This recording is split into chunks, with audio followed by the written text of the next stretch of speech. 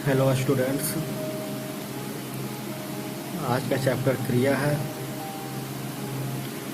इसके पहले मैंने आपको विशेषण पढ़ाया था, विशेषण के बारे में बताया था। विशेषण क्या है, विशेषण का अर्थ क्या होता है, विशेषण के कितने भेद हैं, विशेषण किसे कहते हैं, विशेषण का कार्य कहाँ पे होता है, ये सभी आपको मैंने पढ़ाया था। आज हम आपके सामने क्रिया लेकर आए हैं। आपको क्रिया पढ़ना है। क्रिया क्या है, क्रिया किसे कहते हैं, क्रिया के कितने भेद हैं, कौन कौन सी क्रिया होती है, यही आपको पढ़ना है और समझना है। तो सबसे पहले हम जानेंगे कि क्रिया है क्या। क्रिया का अर्थ होता है काम। क्रिया मतलब काम।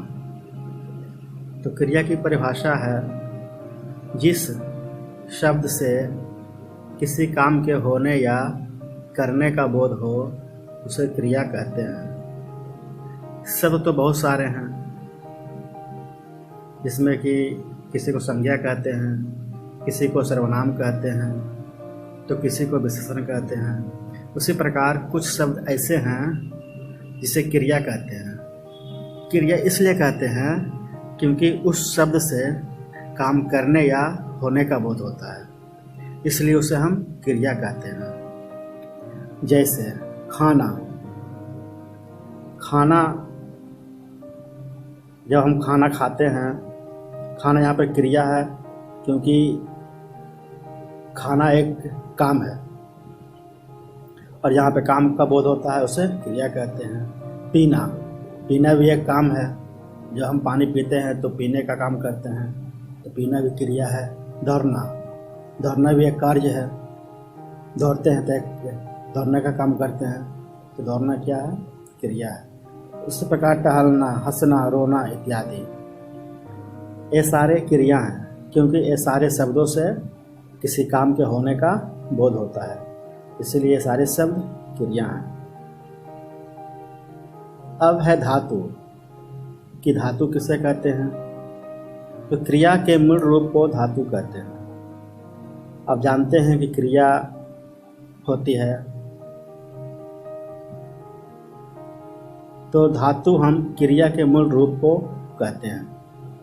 कहने का तात्पर्य यह हुआ कि जिस मूल शब्द से क्रिया का निर्माण होता है, क्रिया का मूल रूप वही हुआ जिससे क्रिया का निर्माण होता है, उसे धातु कहते हैं। जैसे खाना, खाना जो क्रिया बनी है वह खा शब्द से बना है।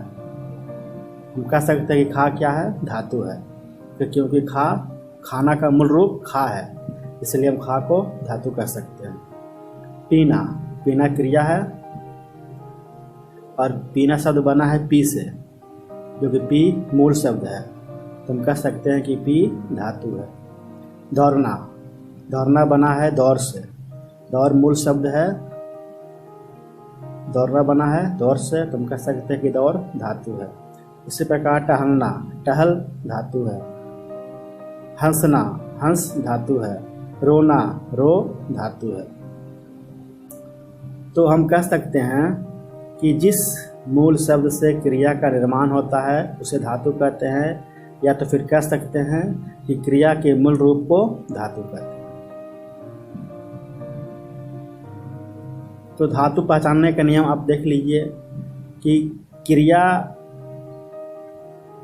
में से जब हम ना को हटाते हैं तो धातु की पहचान हो जाती है। जैसे खाना, खाना में ना हटा देंगे तो खा धातु हो गया। पीना में ना हटा देंगे तो पी धातु हो गया। दौड़ना में ना हटा देंगे तो दौड़ धातु हो गया। टहलना में ना हटा देंगे तो टहल धातु हो गया। हंसना में ना हटा देंगे तो हंस धातु हो गया। रोना में ना हटा देंगे तो रो धातु हो गया। और जब मूल शब्द में या मूल रूप को या फिर धातु में ना जोड़ देंगे तो क्रिया बन जाएगी। तो क्रिया और धातु में एक संबंध है कि अगर जो क्रिया है तो उसमें से ना हटा देंगे तो धातु निकल आएगा। और धातु में हम ना जोड़ देंगे तो वह क्रिया बन जाती है।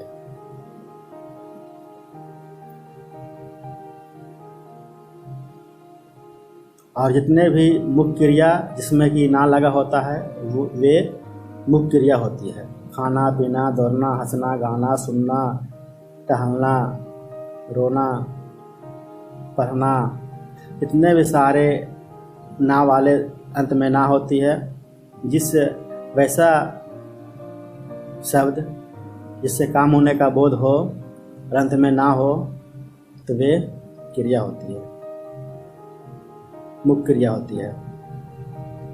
और जब ना हटा देते हैं तो धातु निकल आता है, और फिर जब उसी धातु में ना जोड़ देते हैं तो क्रिया का निर्माण हो जाता है।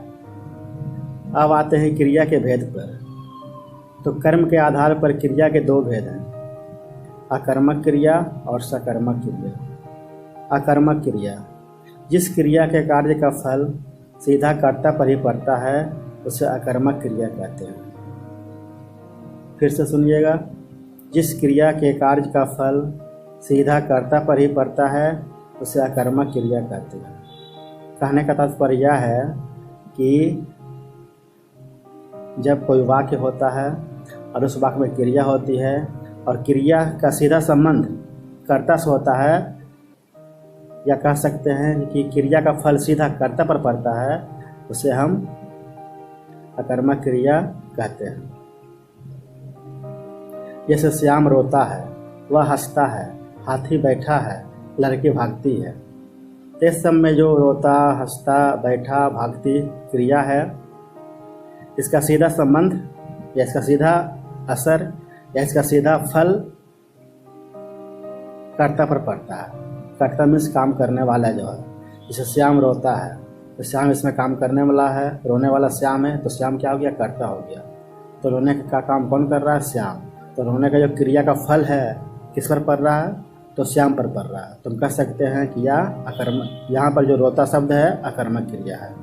इसी प्रकार वह हंसता है, हंसता जो शब्द है क्रिया है, और इस क्रिया का फल कहाँ पड़ रहा है? वह पर, इसके अलावा कहीं नहीं पड़ रहा। वह करता है, हम कह सकते हैं कि हंसता अकर्मक क्रिया है। इसी प्रकार बैठा, भागती अकर्मक क्रिया है। सकर्मक क्रिया, जिस क्रिया के कार्य का फल कर्ता पर ना पड़कर कर्म पर पड़े उसे सकर्मक क्रिया कहते हैं। अब इसमें हम कह सकते हैं कि जब कर्ता कोई कार्य करता है और क्रिया के कार्य का फल कर्ता पर ना पड़ के किसी अन्य शब्द पर पड़ता है तो उसे सकर्मक क्रिया कहते हैं। जैसे राम खाना खाता है,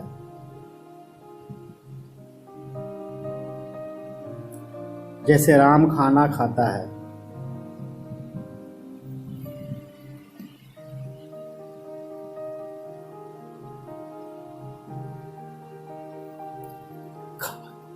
खाता इसमें क्रिया है, खाने वाला कौन है? राम है। लेकिन यहाँ पर हम देख रहे हैं कि एक शब्द और आ गया, खाना। यहाँ पर खाता क्रिया का फल राम पर नहीं पड़ के खाना पर पड़ता है कि राम खाना खाता। क्या खाता है? तो खाना खाता है। तो जिस वाक्य से, जिस क्रिया से कौन, किसे, क्या का उत्तर मिल जाता है तो वहाँ पर वह सकर्मक क्रिया कहलाता है।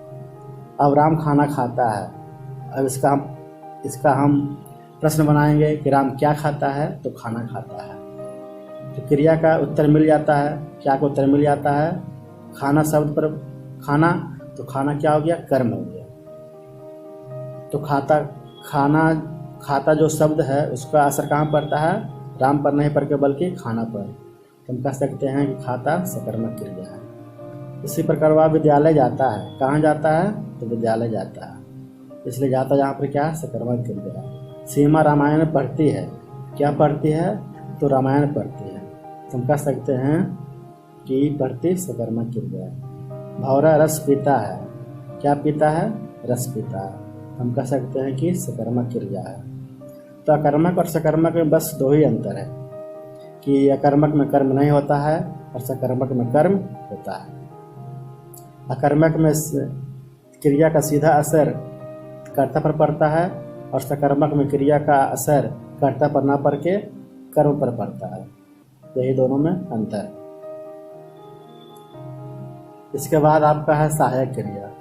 मुख्य क्रिया की सहायता करने वाली क्रिया को सहायक क्रिया कहते हैं। मुख्य क्रिया की सहायता करने वाली क्रिया को सहायक क्रिया कहते हैं। जैसे उसने बाघ को मार डाला, उसने बाघ को मार डाला। अब यहाँ पे मार डाला, अब यहाँ पर अगर जो डाला नहीं होता तो सिर्फ मार होता, उसने बाघ को मार, डाला नहीं होता तो बाघ अर्थ सुस्पष्ट अर्थ नहीं देता। लेकिन जब हम मार में डाला जोड़ें तो यह एक सार्थक वाक्य बन गया।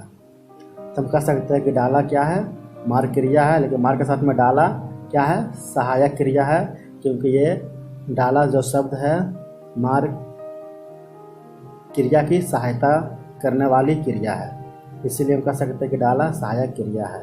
वह आता है, इसमें आता मुख्य क्रिया है, इसमें आता मुख्य क्रिया है, लेकिन अगर है नहीं होता तो वाक्य स्पष्ट नहीं होता कि वर्तमान में है कि प्रेजेंट में है कि भूत में है या फ्यूचर में है। लेकिन है यहाँ पर आ गया है तो वाक्य स्पष्ट हो गया है, इसलिए हम कह सकते हैं कि आता के साथ है जो कि वाक्य को कंप्लीट करता है, तो है क्या है, सहायक क्रिया है। उसी तरह थे, हुए थे, रहे थे, ये सभी क्या है, सहायक क्रिया है जो कि मुख्य क्रिया की सहायता करती है, वाक्य को स्पष्ट करने में मुख्य क्रिया की सहायता करती है। उसके बाद प्रेरणार्थक क्रिया है। प्रेरणार्थक क्रिया में क्या होता है कि जब कर्ता स्वयं काम ना करके किसी अन्य को करने के लिए प्रेरित करता है तो उसे प्रेरणार्थक क्रिया कहते हैं। इसमें कर्ता खुद काम नहीं करता है बल्कि किसी से करवाता है, और जिस शब्द से आपको ये लगे, जिस क्रिया से आपको ये लगे कि कर्ता खुद काम करके खुद काम नहीं करके किसी से करवाता है, तो उस शब्द को हम प्रेरणार्थक क्रिया कह सकते हैं। जैसे पढ़ाना, पढ़वाना, जैसे कि शिक्षक किताब पढ़वाते हैं, उदाहरण हम लेते हैं कि शिक्षक किताब पढ़वाते हैं, तो यहाँ पर शिक्षक करता है, लेकिन शिक्षक यहाँ पर खुद काम नहीं कर रहे हैं बल्कि पढ़वाते हैं। इसका मतलब यह हुआ कि शिक्षक किताब बच्चों से पढ़वाते हैं, तो शिक्षक खुद काम नहीं करके बल्कि बच्चों से पढ़वाते हैं, तो पढ़वाते यहाँ पर क्या हो गया, प्रेरणार्थक क्रिया हो गया। तो पढ़ाना, पढ़वाना, चलाना, चलवाना, जिताना, जितवाना, लिटाना, लिटवाना, ये सभी क्या है, प्रेरणार्थक क्रिया है। और बाकी इस डिटेल में और पढ़ेंगे 5 क्लास में, जिसमें कि इससे आगे भी कुछ है जो कि 5 में आप आगे जाकर पढ़ेंगे। तब तक के लिए यहीं पे ये चैप्टर ख़त्म होता है।